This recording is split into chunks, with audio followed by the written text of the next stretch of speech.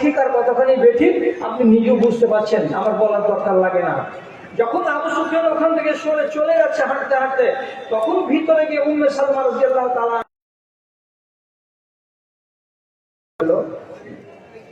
দেখেন কথা, ইনি নবী আর ইনি হলেন নবীর স্ত্রী। আপনি বুঝেন যে সব সময় যে পুরুষের জ্ঞানটা ঠিকঠাক কাজ করে, এটা ভাবিয়েন না। উম্মে সালমা নবীজিকে বলছেন, এটা কেমন কাজ করলেন আপনি? কি কাজ? আপনি ওকে ফিরিয়ে দিলেন কেন? দিয়ে উম্মে সালমা বলছেন, ইন্নাহু লাসাহরাকা ওয়া ইবনু আম্মিকা জা ইলাইকা। এটা তো একদিক দিয়ে আপনার হলো চাচাতো ভাই, বংশের লোক, আর একদিক দিয়ে হলো আর একটা রিশতেদারি, এটা আপনার শ্বশুর, উম্মে হাবিবার বাবা। এমন লোকটা ইসলাম কবুল করতে এসেছে, তার উপরে রাগ করে আপনি কেন তাকে তাড়িয়ে দিলেন? আপনি কেন তার জন্য রহমত হবেন না? আবু সুফিয়ানের জন্য রহমত কেন হতে গেলেন? এটা আমাকে ভালো লাগলো না। রাসূলুল্লাহ চট করে মুখানাকে করে নাড়াচাড়া করে বলছে, কথাটা ঠিকই বলছে জি, ওর জন্য কেন রহমত হতে যাব? সারা দুনিয়ার লোকের জন্য যদি রহমত হইতো, আবু সুফিয়ানের জন্য কেন রহমত হওয়া যাবে না? দিয়ে সাথে সাথে বলছেন পিয়নকে, এটা করতে আবু সুফিয়ানকে ডাকতে। আবু সুফিয়ানকে ডেকে আনা হলো। আবু সুফিয়ান দিনের বেলায় রাসূলুল্লাহর সামনে দাঁড়িয়ে দাঁড়িয়ে ঈমান কবুল করে নিয়ে ধন্য হলো। আমি বলছি, রাসূলুল্লাহ যে হাদিসটা আপনাকে 10 মিনিট আগে পড়েছিলাম, এমন স্ত্রীকে সলেহা বলা হয় যে স্ত্রীটা আপনাকে দুনিয়ার বিষয়ে সাহায্য করবে, আর যে স্ত্রীটা আপনাকে দ্বীনের বিষয়ে সাহায্য করতে পারবে, এমন স্ত্রী যদি হয় তো সেটা হলো আপনাদের জওজায়ে সলেহা। জি, আপনি ফজরের বেলায় ঘুমিয়ে আছেন আর আযান পড়ে গেছে, সালাতু খায়রুম মিনান নাওম, স্বামীটা উঠে না, স্ত্রী উঠে গেছে। আবার স্ত্রী উঠে বলি আগে না ঝাড়ু লাগাচ্ছে, নামাজের জন্য উজু করেনি। এবার যে গিয়ে নিজের স্বামীটাকে বলবে উঠো আজান হয়ে গেছে, যে তা নয়। ছেলে দিলে যদি একটু আওয়াজ হচ্ছে ওই সকালবেলায়, যাই চুপ, তোর আব্বা ঘুমাচ্ছে, এই কথা বলবে না, তোর আব্বা বিশ্রাম করছে। সে জোহরের টাইম হোক আর ফজরের টাইম হোক, এই টাইমগুলোতে স্বামী ঘুমাচ্ছে আর বাচ্চাদেরকে মা সাইজা করে বলছে চেঁচাবি না, তোর আব্বার ঘুম ভেঙে যাবে। যেই মহিলা তার স্বামীকে নামাজের টাইমে চেতন করতে পারবে না, এই মহিলা সলেহা মহিলা নয়, এটা আদর্শ নারী নয়। এটা আপনার কপালে ঝুলে গেছে। কি করে ঝুলে গেছে আল্লাহ জানেন, এটা আপনার মঙ্গল বয়ে আনবে না। আর কোন নারীটা ভালো হতে গেল?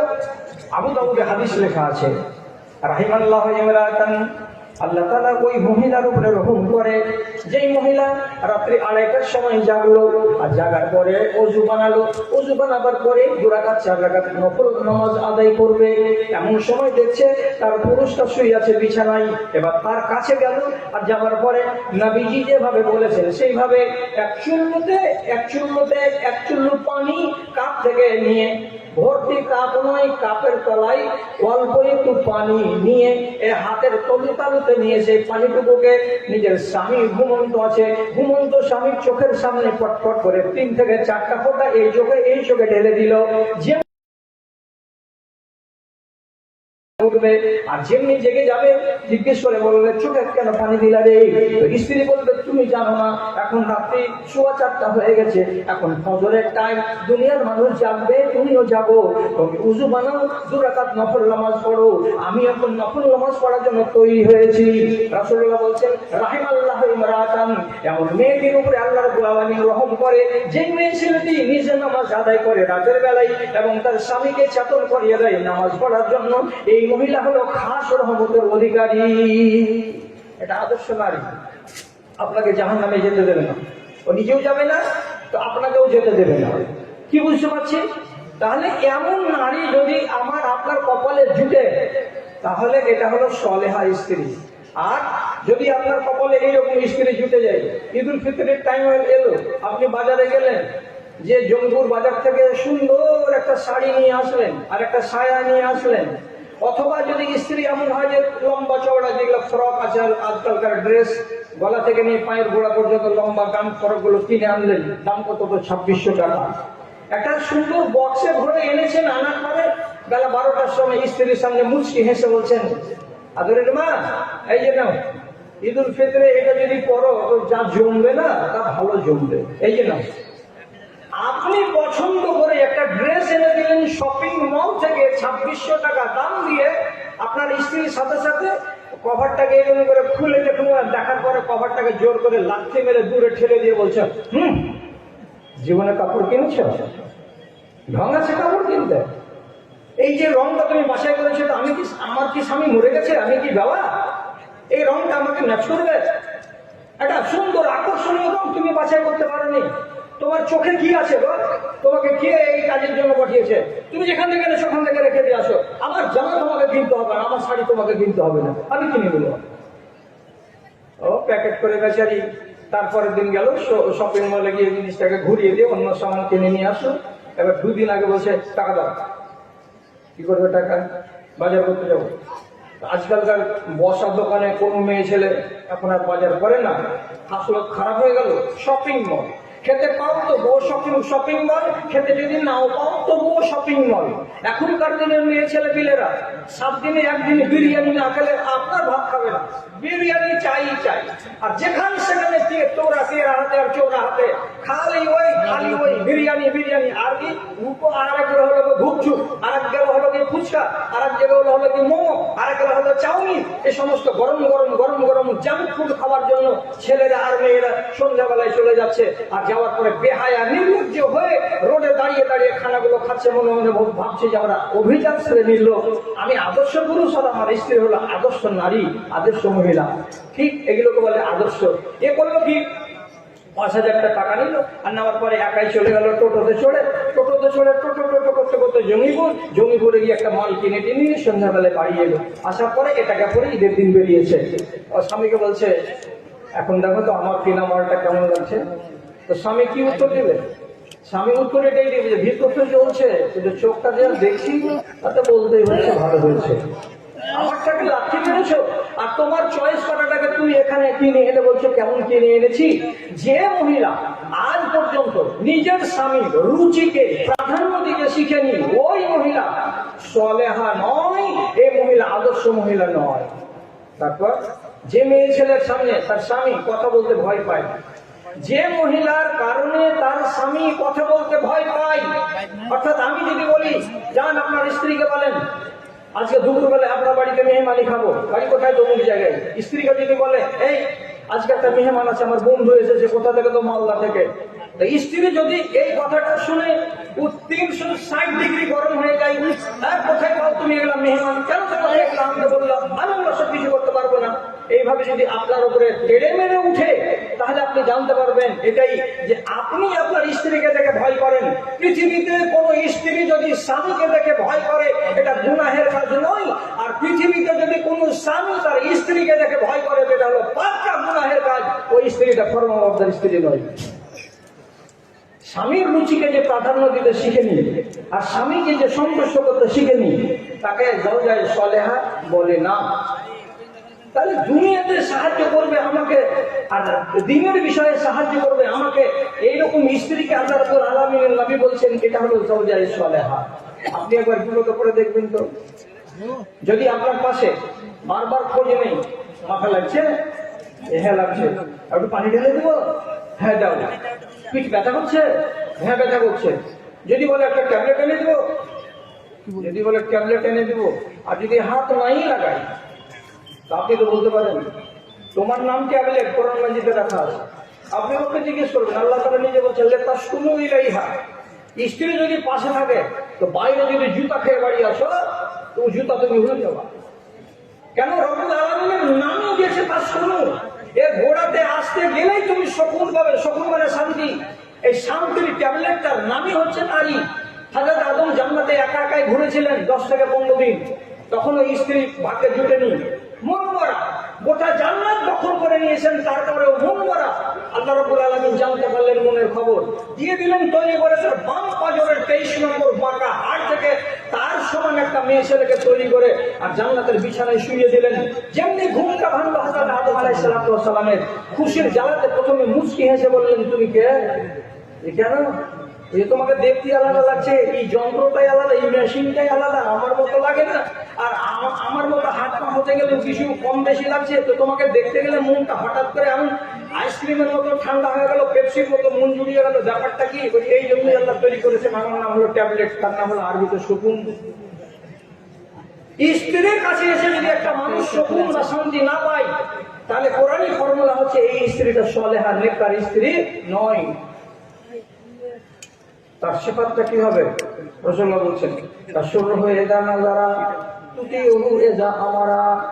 একটা ভালো স্ত্রীর পরিচয় কি দিয়ে পাবো আপনি যদি জানতে চান, নবীজি বলছেন এর দুইটা হলো স্বভাব। দুটা গুণ যদি থাকে কোন রমণের ভেতরে, তাহলে জানতে হবে এই রমণীটা হলো ফার্মাবারদার। কি কি দুটা গুণ? যখন তুমি তার দিকে নজর তুলে তাকাবে, সাথে সাথে তোমাকে খুশি করে দেবে, আনন্দিত করে দেবে। অতুতিহু এজা আমারা, যখন তুমি কোন কাজের কথা বলবে, সঙ্গে সঙ্গে তোমার কাজটাকে সে তাড়াতাড়ি করে পালন করে দেবে। তো কথা বললে যে পালন করে দেয়, আর তার দিকে চোখ করতে গেলে সঙ্গে সঙ্গে যে স্বামীকে খুশি করে দেয়, এই নারীটাই হলো সলেহা নারী। দেখতে গেলেই খুশি করে দিবে, এর তর্জমাটা কি? ওলামায়ে দ্বীন বলছেন দেখা মাত্রই স্বামীকে খুশি করে দিতে পারে। এর পরিচয়টা হলো এই, আপনি বাজার টাজার ঘুরে ফিরে বিকালের দিকে বাড়ি আসলেন, আঙ্গনাতে বসেছিল চেয়ার পেড়ে আপনার স্ত্রী, যেমনি প্রথম চোখ পড়লো স্ত্রীর চোখের উপরে, তো স্ত্রী আপনার দিকে তাকা মাত্রই একটুখানি ঠোঁটটাকে হিলিয়ে মুচকি হাসি হেসে দিল। 100 গ্রাম না হলে কমসে কম 25 গ্রাম। যদি একটু মুখটাতে মুচকি হাসি দেখতে পাওয়া যায়, তাহলে আপনারও মনটা সঙ্গে সঙ্গে জুড়াবে যে আমি যে 12 ঘন্টা বাড়িতে ছিলাম না, তো আমার স্ত্রীর মনের ভেতরে কোনো চঞ্চলতা সৃষ্টি হয়নি, আমাকে নিয়ে তার দুশ্চিন্তা ছিল না। আমি যে বাড়ি এলাম, তো তার মনে কোনো ক্ষোভ নেই, কোনো রাগ নেই, সে আমাকে বরণ করে নিল। কিভাবে বরণ করলো? তা হাসি মুখে বরণ করে নিল। এটা হলো ফর্মাবাদার স্ত্রীর পরিচয়। আর 2 নম্বর পরিচয়টা কি হলো? তুতি ও এজা আমারা। আপনি যখন আদেশ করবেন, তখন সে আদেশটাকে মেনে নেবে। মেনে নেবে, জি হ্যাঁ মেনে নেবে। তাহলে এটা হলো আদর্শবান মহিলার পরিচয়। আপনাকে বলছি, আপনি যদি পর 3 দিন রাত্রি 12টার সময় বাড়ি আসেন, আর আশা করে যদি বলেন ও দুলালির মা গেটটা খুলে দাও, তো একদিন খুলে দেবে, আপত্তি করবে না। দ্বিতীয় দিন আপনি বলবেন খুলে দেবে, আপত্তি করবে না। 3রা দিনের দিন যদি আবার আপনি 12টার সময়তে আসেন, তো বিছানে শুয়ে শুয়ে ওখান থেকে খিস্তি মেরে বলবে, দেখো মিনসাকে কাম পায় না, টেন টেন টেন টেন করে বাজারে হ্যাংলা জংলা হ্যাঁ ঘুরছে, আর আজ 12টার সময়তে প্রতিদিন এসে আমার ঘুমটাকে ভাঙছে। কে তোমাকে এইগুলো করতে বলছে? আগামীকাল থেকে আমি তোমার এইগুলো করতে পারবো না। তুমি সারা রাত যদি বাইরে থাকো, তাহলে কাল 12টাতে আসিও। আজকে দিলাম, এরপর থেকে আমি রাত্রি 12টার সময় তোমার জন্য ঘর খুলবো না। তো যদি আপনি রাত্রি 12টার সময় এসে ঘর খুলতে বলেন, গেট খুলতে বলেন, আর আপনাকে যদি গরম গরম কথা শোনাই, তাহলে এটা ফর্মাবাদার স্ত্রী নয়। আপনি তখন বলবেন, বারে বারে মেয়ে ছেলেটিকে খালি দোষাচ্ছ, নিজের দোষ দেখো না। আমি যে বাইরে গেছিলাম, তা আমি কি হ্যাংলা জংলা? আমি তো কাজে গেছি, আমি কোনো ব্যবসার কাজে গেছি, আমি কোনো এজেন্টের কাছে গেছি, আমি পাহাড়ের খাদানে গেছি, আমি বালু ফ্যাক্টরিতে গেছিলাম, কত করে চলছে, আমি পাওনাদারের কাছে গেছিলাম, আমাকে রাতে 11টায় ডেকেছিল। তা আমি তো তোমাকে সুখ দেওয়ার জন্য দুনিয়া ঘুরে বেড়াচ্ছি, রাত্রি 12টার সময় আসলাম, তার জন্য তোমার পাড়া যদি গরম হয়ে যায়, তাহলে এটা ফর্মাবাদার স্ত্রী নয়। সাথে সাথে মনে রাখুন, রাসূল করিম সাল্লাল্লাহু আলাইহি ওয়াসাল্লাম 3 বছর লুকিয়ে লুকিয়ে দাওয়াতি কাজ করেছেন। 3 বছর লুকিয়ে লুকিয়ে যখন ঈশা নামাজ পড়ার পরে একটুখানি খানা পানি খেয়ে নিয়ে বাড়ি থেকে বেরিয়ে যেতেন, কোন রাত্রিতে ফিরে আসবেন কিছুই জানা ছিল না। আম্মা খাদিজা রাদিয়াল্লাহু তাআলা আনহা রাসূলুল্লাহকে বিদায় করে দিয়ে পাল্লাটাকে আঁটো করে লাগিয়ে দিয়ে খিল ঠুকতেন না। কথা মনে থাকে জানো? খালাটি খিল ঠুকতেন না, মনে থাকে জানো কথা? খিল না লাগিয়ে পাল্লা দুটোকে সাটিয়ে দিয়ে ওখানে দাঁড়িয়ে থাকতেন। রাসূলুল্লাহ রাত্রি 2টার সময় এসে একবার কপাটে মুখে টোকা দিতেন, আর একবার খালি বলতেন খাদিজা। একবার মুখ থেকে আওয়াজ বের হতেন, সঙ্গে সঙ্গে পাল্লা দুটো খুলে যেত। রাসূল বললেন, কি ব্যাপার? বলতে নেই খাদিজার খুলে যায় পাল্লার সাথে সাথে।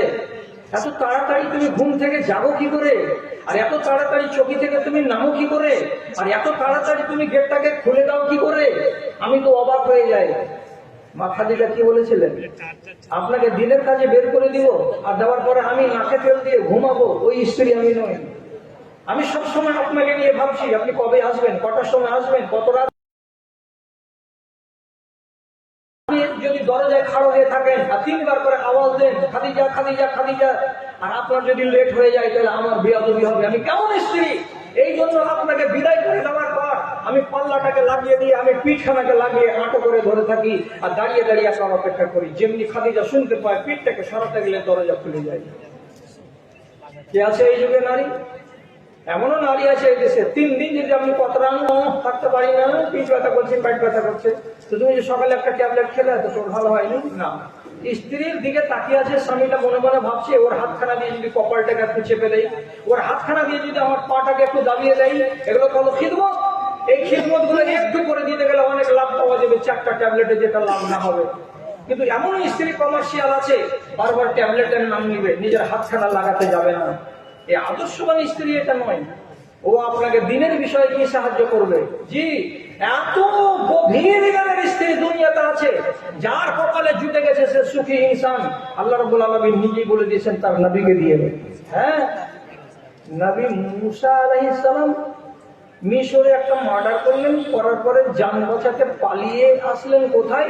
সৌদি আরবের উত্তর পশ্চিম প্রান্তে একটা শহর আছে ছোট, তার নাম হলো মাদিয়ান।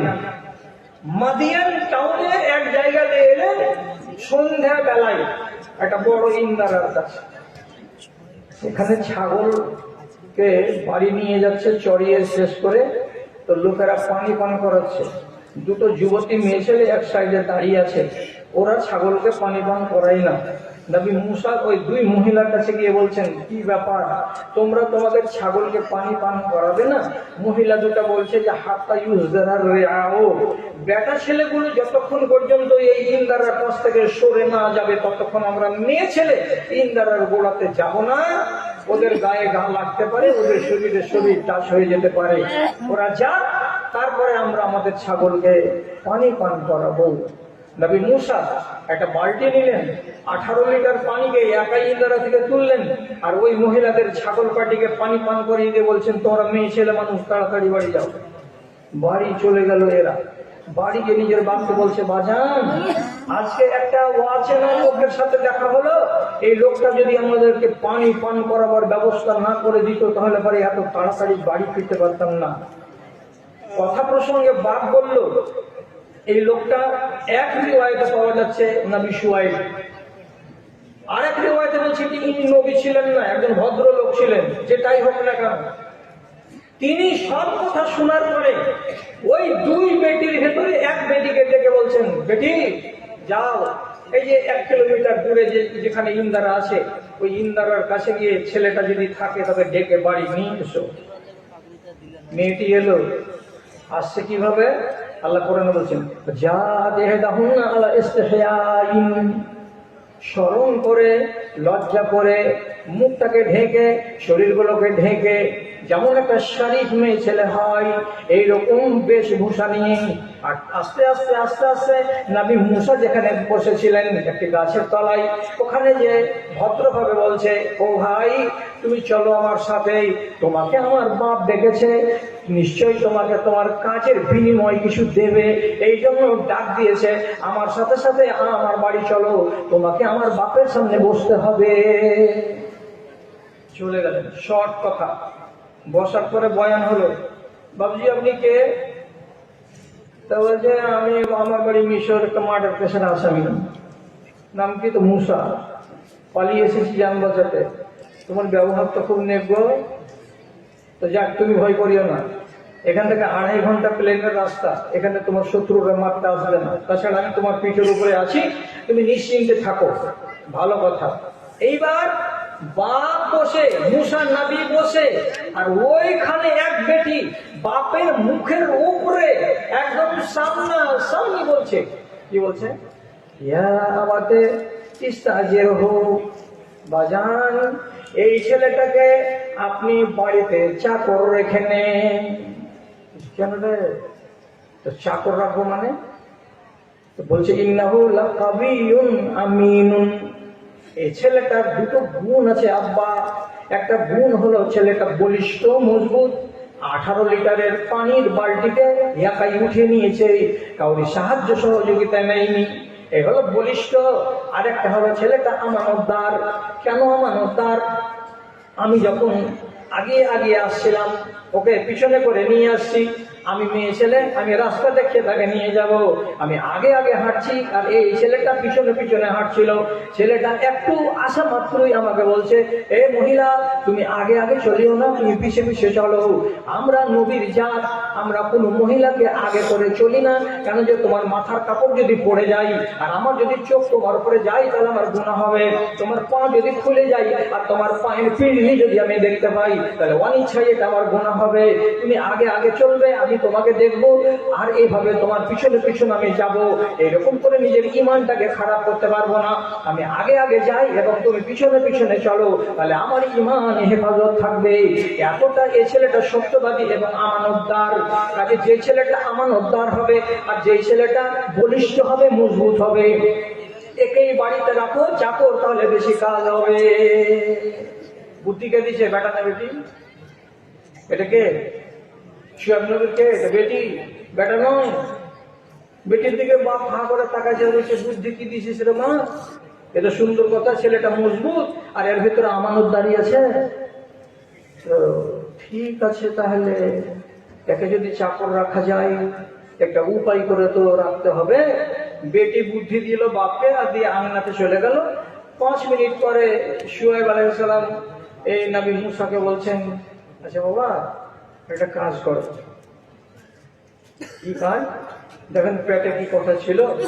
আর গোরের গাছতলে বসে বসে নবী মুসা এইটাই দোয়া করছিলেন আল্লাহ তাআলাকে, রব্বে আন্নী লিমা আনজালতা ইলাইয়া মিন খাইরিন ফাকির। আয় আল্লাহ, আমার উপরে যতগুলো মেহেরবানি করেছো এগুলোর আমি ছিলাম মুখাপেক্ষী। আজকে যদি তুমি আমার উপরে মেহেরবানি করে দাও তাহলে এটারও আমি মুখাপেক্ষী।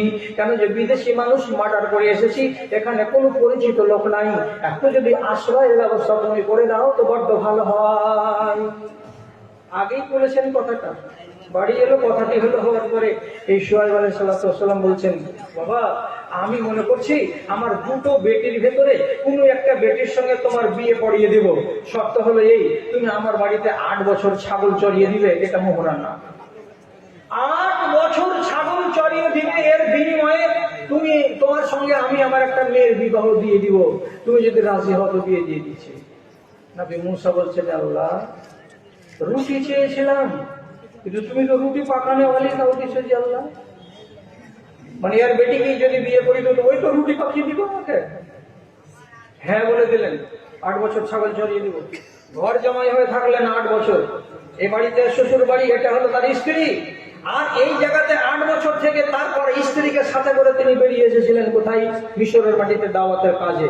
যদি এই জায়গাটা না হতো তাহলে তিনি আশ্রয় পেতেন না। আমি এগুলো সব ছেড়ে দিলাম। বাপের মতো নবীকে যদি মশওয়ারা দিতে পারে, এত সুন্দর কে দিল? তো ওই রকম বেটি জন্ম দিয়ে রেখেছিল শুআয়ব আলাইহিস সালাম, যে বাপের মুখের উপরে এত সুন্দর মশওয়ারা দিতে পারলো। মশওয়ারাটা কত ভালো। জি, তাহলে হাদিস অনুযায়ী বলবো যে স্ত্রী চয়ন করার কালে 4টা গুণের ভেতরে লাস্টে যেটা গুণ, সেই গুণটা আপনাকে দেখতে হবে কি এর ভেতরে দিন আছে কি না। এর বাবা মা নামাজ পড়ে আর মেয়েকে নামাজি বানিয়েছে কি না। এই মেয়ে ছেলেটির ভিতরে হায়া শরম আছে না নাই, না মেয়ে ছেলেটি বেপর্দা, পর্দানাসীন নয়। এগুলো দেখে যদি আপনি চয়েস করেন এখান থেকে কিছু একটা আশা করা যাবে, তাছাড়া আশা করা যাবে না। কথায় কথা যদি প্রতিবাদ করে তাহলে এটা আদর্শবান মহিলা নয়। ভালো করে শুনেন, শুধু বলেই যাচ্ছি গল গল গল গল করে, আস্তে আস্তে করে বললেও হতো, কিন্তু সময় খুব কম। 83 বছর বয়সে নবী ইব্রাহিম একটা ছেলে পেয়েছিলেন, ছেলেটার নাম ইসমাইল। কত বছর বয়সে? 83 বছর বয়সে একটা ছেলে পেয়েছিলেন আল্লাহর কাছে কেঁদে কেটে। নাম হলো ইসমাইল, স্ত্রীর নাম হাজেরা। এই হাজেরাকে এবং তার কোলের শিশু 3 মাসের বাচ্চাকে আল্লাহ তাআলা অর্ডার করে দিলেন, এখানে রাখা চলবে না, প্যালেস্টাইনে নিয়ে চলে যেতে হবে, মক্কাতে গিয়ে তাকে রেখে আসতে হবে বনবাসে। এটা হলো নির্জন এলাকা। নবী ইব্রাহিম এতটি ছায়া ছাতু টাতু খেজুর টেজুর পানি টানি নিলেন, আর নিয়ে এসে হাঁটতে হাঁটতে হাঁটতে হাঁটতে 15 দিন পরে কাবার পাশে নিজের স্ত্রী হাজেরাকে বসিয়ে দিলেন, আর এই ছেলেটা কোলে করে নিয়ে বসে আছেন মা হাজেরা, আর ব্যাগটা রেখে দিলেন যাতে বুকলে পানি আছে আর কিছু খেজুর আছে আর ছাতু আছে, আর রেখে দেওয়ার পরে আবার উল্টা পায়ে হাঁটা শুরু করলেন নবী ইব্রাহিম। এখান থেকে হাঁটতে হাঁটতে যখন প্রাচীরের কাছে চলে গেছেন, ছোট ছোট গিরি পাহাড় আর পাহাড়ের আড়াল দিয়ে দিয়ে রাস্তা, তখন হাজরতে হাজেরা মনে মনে ভাবছেন, আমার স্বামী যদি বাইতুল খালা মনে করে অর্থাৎ বাথরুম মনে করে যদি যেত, তাহলে এত দূর কেন চলে যাচ্ছে? সহ্য করতে না পেরে তখন এখান থেকে হাঁক দিয়ে বলছে, ইব্রাহিম, ইব্রাহিম, আমার স্বামীকে, স্বামী ইব্রাহিম, তুমি কোথায় যাচ্ছ, তুমি কোথায় যাচ্ছ? নবী ইব্রাহিম এদিকে মুখ করলেন, করার পরে কোনো জবাব দিলেন না, চুপচাপ দাঁড়িয়ে থেকে গেলেন। আবার 1 মিনিট পরে হাঁটা দিয়েছেন উত্তর দিকে, চলে যাচ্ছেন ফিরে, আবার জবাব ডাক দিচ্ছেন হযরতে হাজেরা, ইয়া ইব্রাহিম, ইব্রাহিম তুমি কোথায় যাচ্ছ? নবী ইব্রাহিম জবাব দিচ্ছেন না।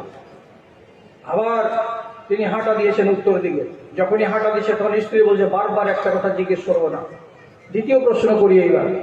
তখন 3 বারের বার বলছে, আমার আল্লাহ বেহাজা, স্বামী তোমাকে কি আল্লাহ তাআলা হুকুম করেছেন এটাই, যে আমার মতো একটা অবলা নারী আর আমার কোলে 3 মাসের বাচ্চা, এইরকম দুটো অবলা প্রাণকে এমন একটা জায়গাতে রেখে দিয়ে চলে যাচ্ছ, যেখানে গাছ নাই, গাছড়া নাই, লতা নাই, পাতে নাই, বসতি নাই, কারোর সাথে উঠবো বসবো গল্প করবো এমন কিছুই নাই, একটা নির্জন জায়গাতে রেখে দিয়ে যে চলে যাচ্ছ, এটা কি তোমাকে তোমার আল্লাহ বলেছে নাকি?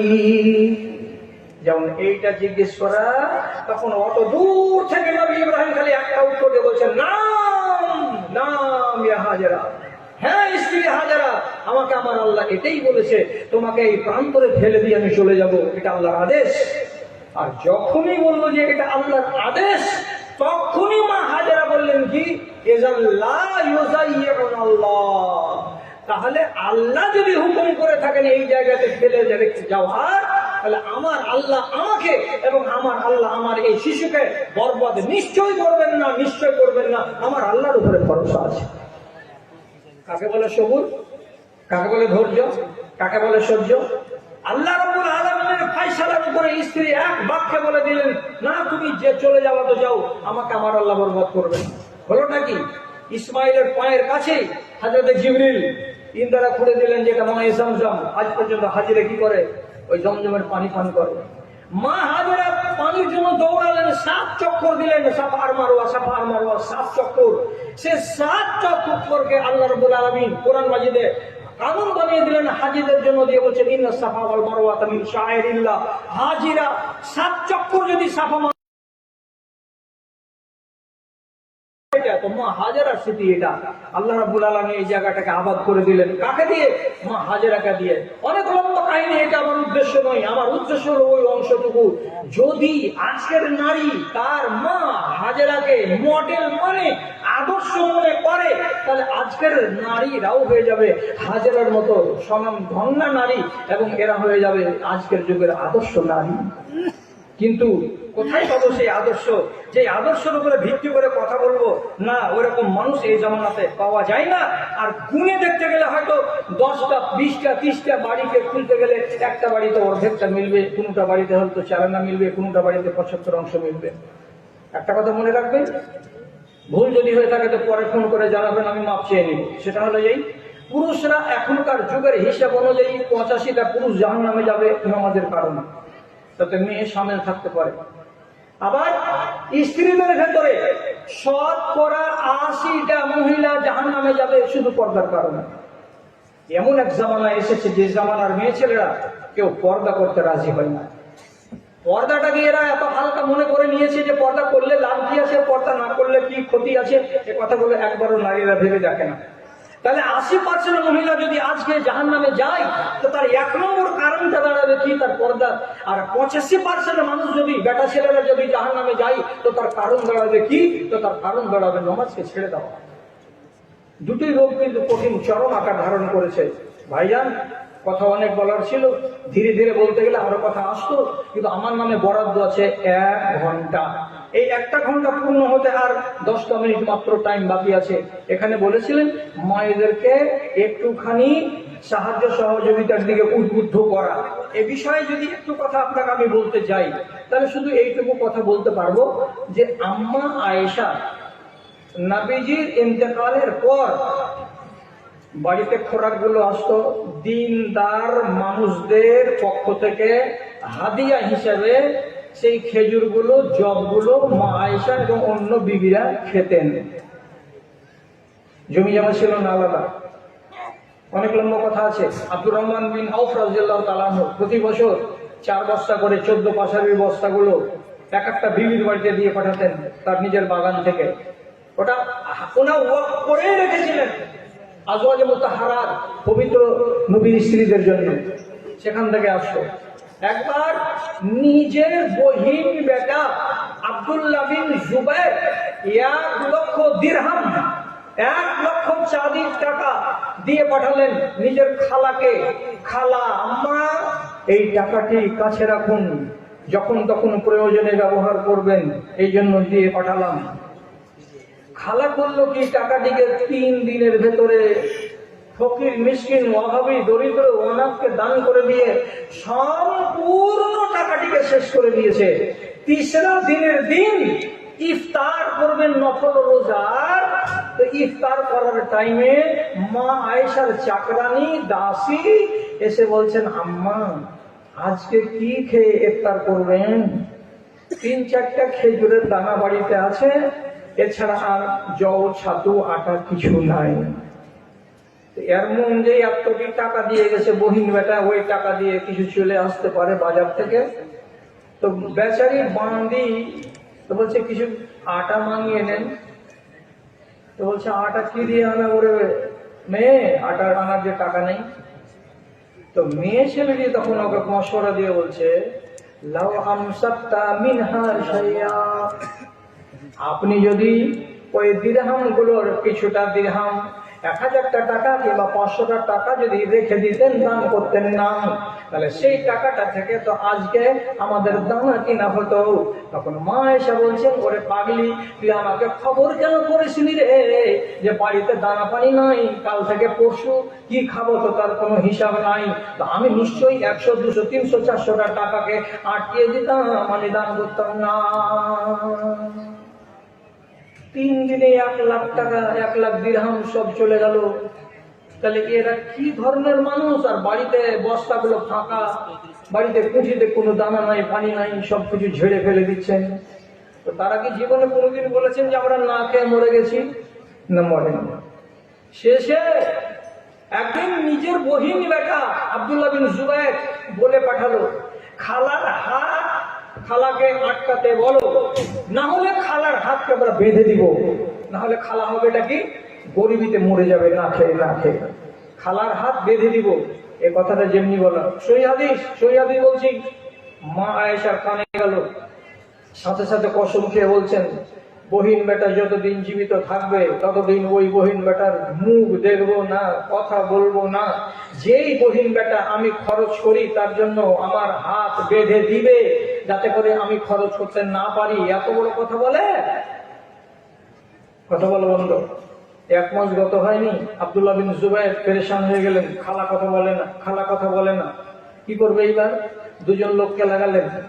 আব্দুর রহমান বিন আসওয়াদ, একজন সাহাবী, তার সাথে আর একজন সাহাবীকে নিলেন।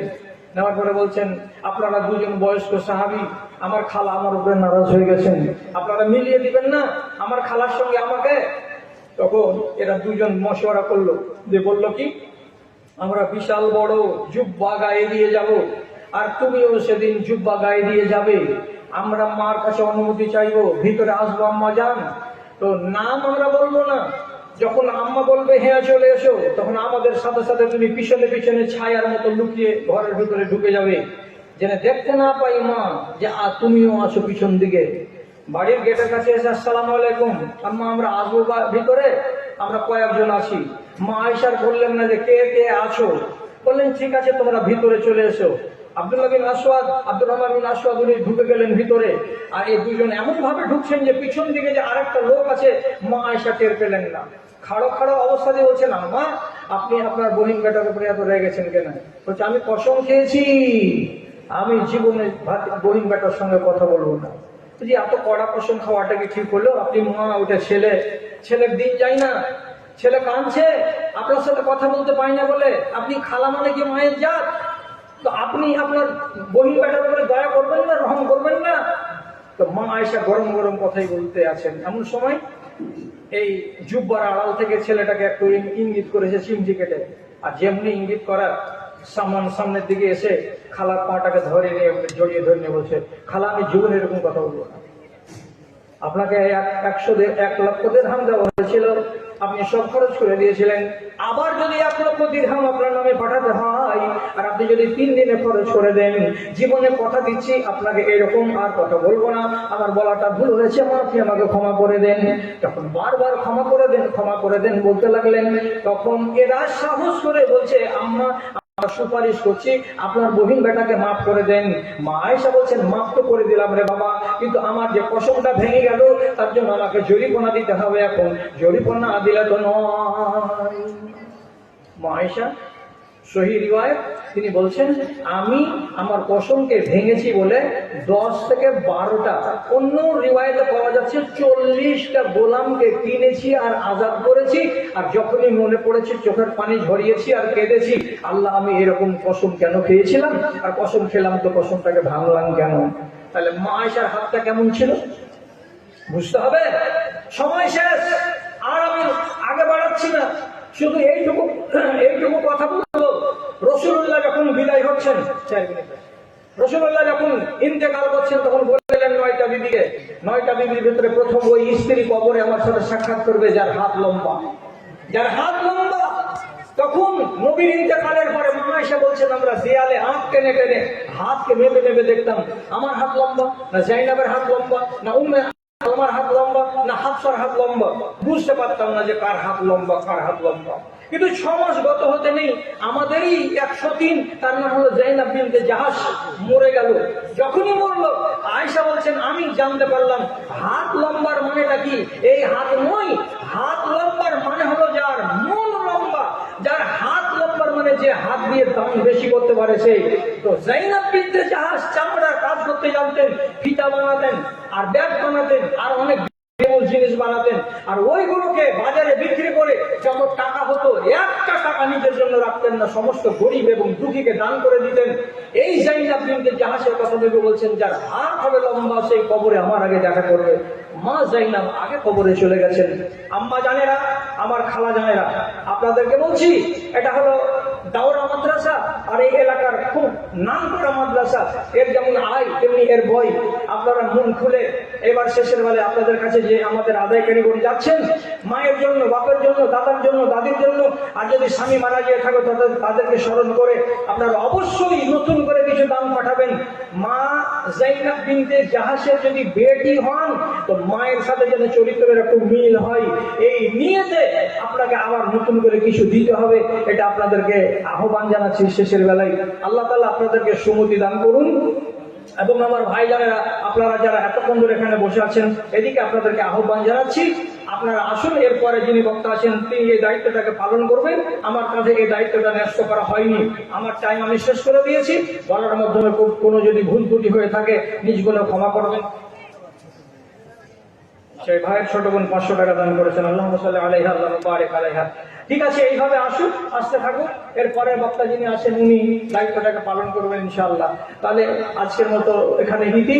আপনারা ভালো থাকুন, ঈমান আমানে থাকুন। আল্লাহ তাআলা আপনাদেরকে ইহলৌকিক জীবনে কামিয়াব বানান, পরলৌকিক জীবনে আল্লাহ তাআলা আপনাদেরকে সুখী বানান।